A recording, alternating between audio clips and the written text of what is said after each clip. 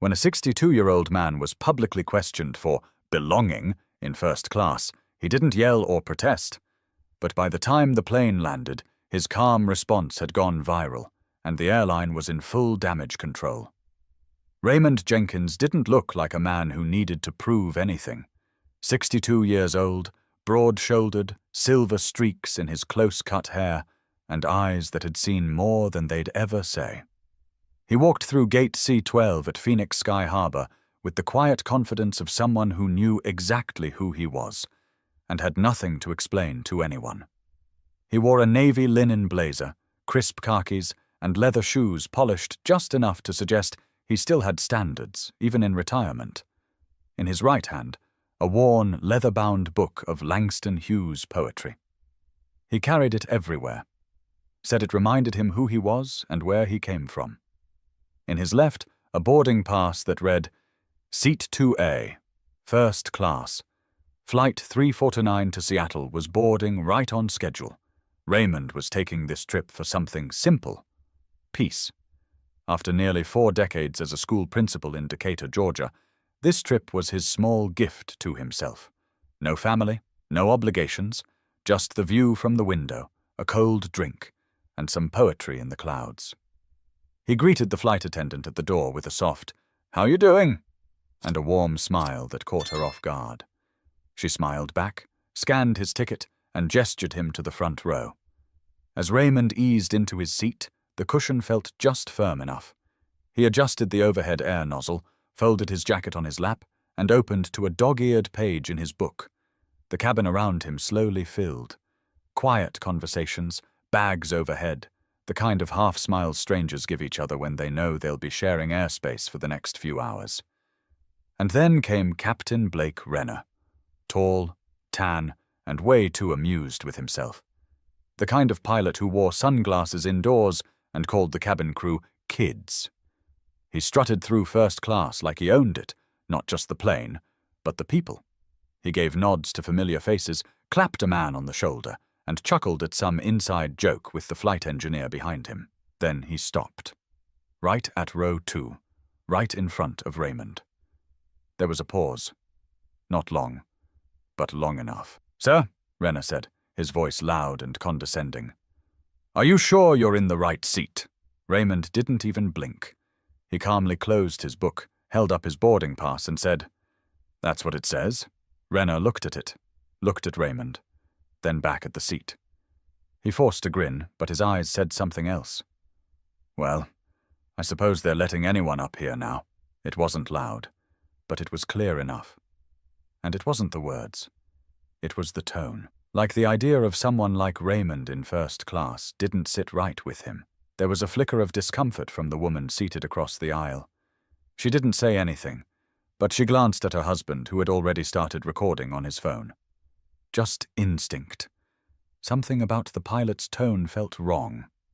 Raymond didn't argue. He didn't flinch. He didn't get angry.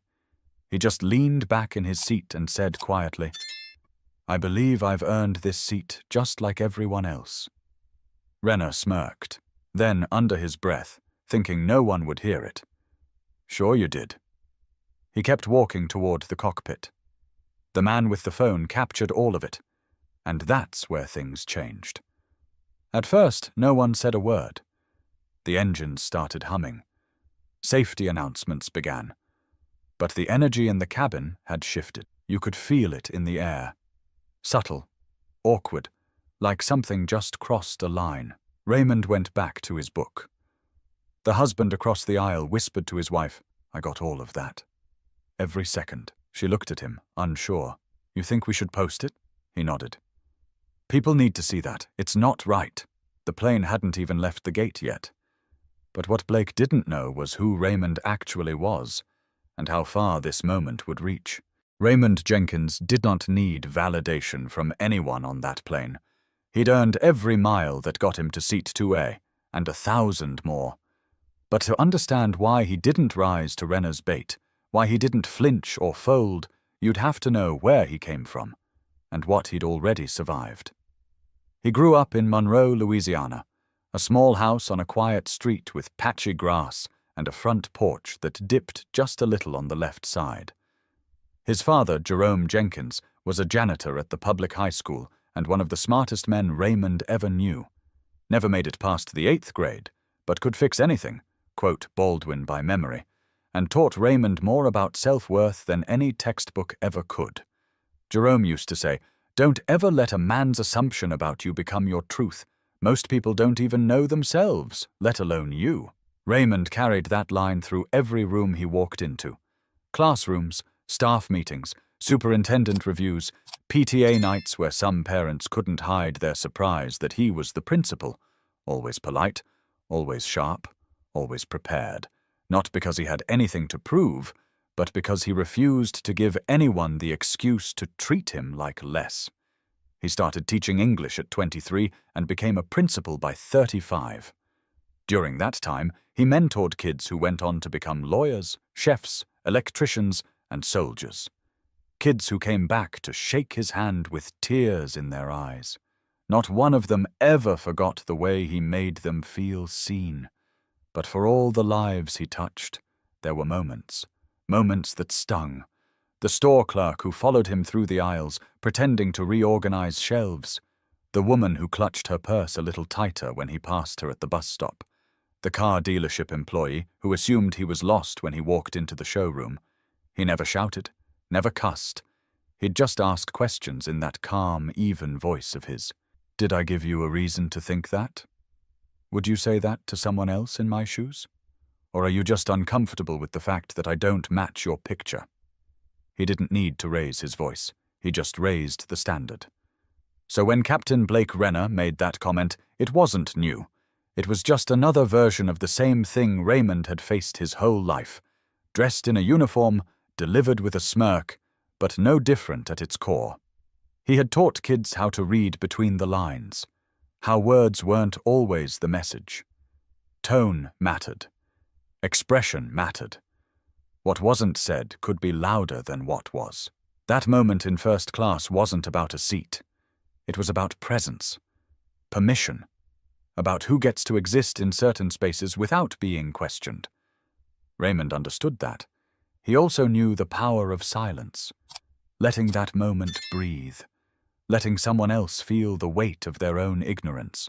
But what Captain Renner didn't know, and what no one else on that plane yet realized, was that Raymond had spent a lifetime turning moments like that into teachable lessons, not just for kids, but for anyone who crossed the line and didn't expect to be held accountable.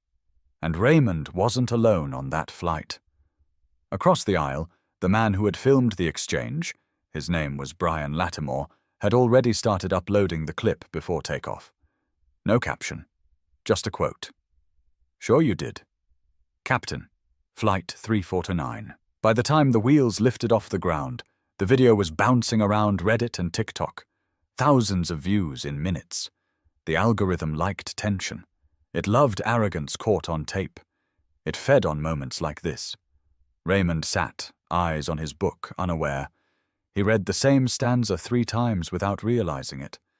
Something in his chest was stirring, but not anger, not shame, just a quiet knowing. This wasn't about him, not really. But this time, someone else did it for him, and the world was watching. Flight 349 was halfway to Seattle when the ripple began. A 22-second video, grainy but clear, pinged its way across timelines. Brian Lattimore hadn't planned to post it. He really hadn't. But something about the way the pilot spoke, like Raymond had wandered someplace he didn't belong, didn't sit right with him. And when he re-watched the clip, he heard it again. Those 6 words, muted but sharp. "Well, I suppose they're letting anyone up here now." It wasn't just smug. It was loaded. It dripped with the kind of quiet disdain that folks like Raymond had spent their entire lives absorbing and navigating around. But this time, the camera didn't blink. It caught the look, the smirk, the chuckle from the flight attendant who walked behind Renner, as if on cue. By the time the flight attendants came around with drinks, the video had crossed 10,000 views. By the time the snack cart rolled down the aisle, it hit 100,000. Raymond still didn't know. He thanked the attendant with a small smile and took his ginger ale, returning to the page he'd finally managed to read without distraction. Outside the window, the sun dipped behind a layer of soft clouds. Inside, a digital storm had already formed. On the ground, hashtags started. #Flight 349. Raymond Jenkins. Someone had found his name through the passenger manifest, matched it to a retired principal mentioned in a local education article from 2 years earlier. A Facebook post with his photo, him in a cap and gown, standing beside 3 graduating seniors, circulated on X with the caption, "This is the man that Pilate tried to humiliate. He taught our kids. He deserves better." The replies came fast. Some were angry, some were ashamed, some just shared it without a word. By the time the plane hit cruising altitude, a petition had been launched to investigate the airline. And still, Raymond quietly flipped the pages of his poetry book, unaware of the noise building below. Blake Renner, up in the cockpit, was just as oblivious. He'd flown hundreds of routes, made thousands of decisions, and dodged more than one internal complaint over the years. He'd always landed on his feet. He knew how to cover his tracks. He knew how to talk his way out of anything. But this wasn't 1998. This wasn't behind a closed door or buried in a paper file. This was the internet, and the internet doesn't forget.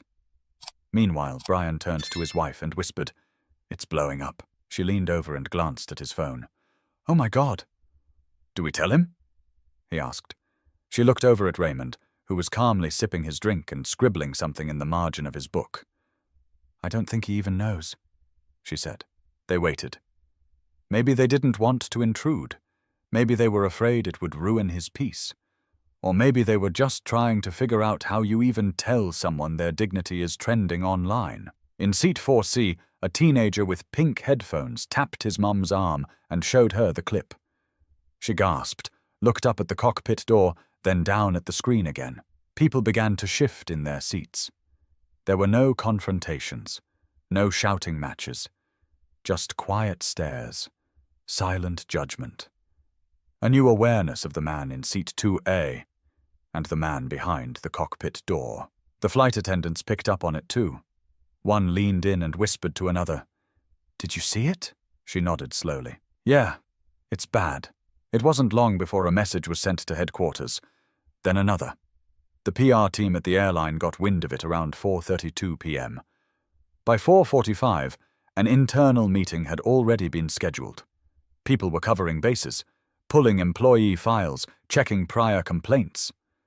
And Raymond? He just leaned back, eyes closed, remembering a poem he used to recite to his students. "I, too, sing America." He knew the irony. He knew the weight of it. He didn't need anyone's sympathy. He just wanted to land. But as he stepped off that plane, the ground beneath Blake's career was already crumbling. Flight 349 touched down at Seattle-Tacoma International just before 6 p.m. The plane coasted along the runway as passengers reached for phones, bags, jackets, going through the motions. But there was a strange stillness in the front rows, a collective awareness of something unspoken hanging in the air. Raymond Jenkins stood, stretched his legs, and adjusted his blazer. As he reached for his carry-on, a soft voice stopped him. "Sir," Brian said from across the aisle, "before you go, there's something I think you should know." Raymond turned slowly, calm as ever. Brian held out his phone. The screen showed Raymond's face frozen mid-sentence. Next to the words, "letting anyone up here now." Raymond's brows drew in slightly. He didn't speak. "It's gone viral," Brian continued. "People are talking. A lot." Raymond studied the screen. Then he looked at Brian. "You recorded it?" "I did. I didn't plan to post it at first, but it felt wrong to let it slide." There was a pause. A long one. Then Raymond simply said, "Thank you." No anger, no tension, just a quiet acknowledgement. By the time Raymond stepped off the plane, his name was being mentioned on national radio. Within 30 minutes, a major cable news network ran a brief segment showing the clip. Analysts dissected the pilot's comment frame by frame. Legal experts chimed in. "Microaggression," one said. Unprofessional and unacceptable. Another. The airline's social media team scrambled to issue a bland, vague statement. We are aware of a situation that occurred aboard Flight 349 and are conducting an internal review. It didn't help. By 9:02, screenshots of old posts surfaced. An anonymous flight attendant had leaked an internal complaint filed against Captain Blake Renner from 2 years prior. Different route, same behavior. The passenger had described feeling talked down to, dismissed, and subtly mocked. There were whispers among staff, too. Renner's been like this for years, one employee posted anonymously. Arrogant, untouchable. We all knew. It was all unraveling fast. The airline's PR team tried to issue a follow-up statement promising accountability, but it was too late. Comment sections exploded with personal stories from other passengers, stories of subtle digs, of being asked to show IDs in first class when others weren't, of being moved, questioned, watched. And then, late that night, a second video surfaced. A former flight attendant, now retired, had saved a voicemail Renner left her after a disagreement about crew assignments. His voice, clear, mocking, unfiltered. You can cry to HR all you want. They'll side with me. They always do. That sealed it. By morning, hashtags had become headlines. Veteran pilot under fire after viral video sparks backlash. Who is Raymond Jenkins, retired educator at the center of viral first-class incident? And somewhere in a modest hotel room just outside the airport, Raymond sat with a cup of black coffee and his phone ringing every 10 minutes. Calls from reporters, messages from former students, emails from strangers thanking him. He didn't answer most of them. He wasn't interested in becoming anyone's symbol. But what caught him off guard was the airline's statement at 10:43 a.m. Captain Renner has been placed on administrative leave pending further investigation. It didn't feel like justice. Not yet. But it was something. A first crack in a wall that had stood too long. Raymond finally answered one call. It was from a young woman who said, "You don't know me, but you were my principal back in 2007. I just wanted to say, thank you for staying calm, for not letting that moment turn you bitter. You taught us that, and now the whole world is seeing it." He smiled, not a wide grin, just a quiet, knowing smile. "I'm just glad someone was paying attention," he said. Because that's what mattered. Not the punishment, not the headlines, the fact that someone noticed. But what no one expected was what Raymond said next, and how it shook the entire industry. Raymond never sought the spotlight, but when the requests kept piling up, one name stood out: Denise Corbin, a respected journalist from Seattle with a reputation for real stories and no interest in viral fluff. She didn't want a soundbite. She wanted the truth. They met at a local community center 2 days after the flight. No lights, no stage, just 2 chairs in an empty gym, a single camera, and the hum of the heating unit kicking in every so often. Denise started gently. "Mr. Jenkins, when you boarded Flight 349, did you ever imagine we'd be sitting here talking about it on camera?" Raymond smiled politely. "I imagined a cold drink, maybe a nap. That's about it," she chuckled. "When the pilot questioned you, what went through your mind?" Raymond paused, thought carefully. "I've been asked if I belong in a lot of rooms in my life. That one just had wings." Denise blinked, then nodded slowly. "You didn't react with anger? Why?" "Because I wasn't surprised," Raymond said. "And because I wasn't there to make a scene. I was there to rest, to sit in a seat I paid for, fair and square. And no one's disbelief ever changed my truth." The clip of that quote went viral within hours. Millions watched, and something shifted. It wasn't outrage that fueled it anymore. It was respect. Respect for a man who could have fought fire with fire, but chose patience instead. Raymond didn't accuse anyone by name. He didn't call for a boycott. He didn't raise his voice. He just talked about dignity, about what it meant to sit where people didn't expect you to be, and stay seated anyway. "I used to tell my students," he said, You can't control how someone sees you, but you can control how you see yourself. That's the battle. He shared stories, small ones, and times he'd been mistaken for the janitor when he was the principal. Times he'd been ignored in meetings until someone realized he was the one in charge. He wasn't bitter. He was tired, maybe, but not broken. And the public heard it. People began to speak out, not just online but on camera. Former passengers, crew members, other airline staff who had witnessed similar moments with Blake Renner. The pattern was too clear to deny. Then came the whistleblower. A former pilot from the same airline, anonymously interviewed, described an internal culture where complaints against higher-ranking captains quietly disappeared or were handled in-house. This incident with Mr. Jenkins, the whistleblower said, only went public because someone had the courage to hit record. The airline issued a third statement, longer this time. It included words like inclusivity, accountability, and commitment to a better future. But it still didn't say Blake's name. Raymond was asked if he felt satisfied. He shook his head. Satisfaction's not what I'm after. I just want systems to learn. I want the next man, sitting in seat 2A, to sip his drink and read his book without being questioned. And that's when everything changed. Within days, the airline launched an internal audit of conduct policies across all domestic flights. Training programs were restructured. Language sensitivity workshops were mandated for every crew member, from gate agents to captains. And then, the unexpected happened. The airline renamed the internal conduct policy under a new title, the Jenkins Code.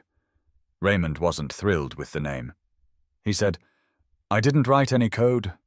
I just sat down," but he understood the meaning. It wasn't about the policy. It was about setting a new baseline. Respect wasn't optional anymore.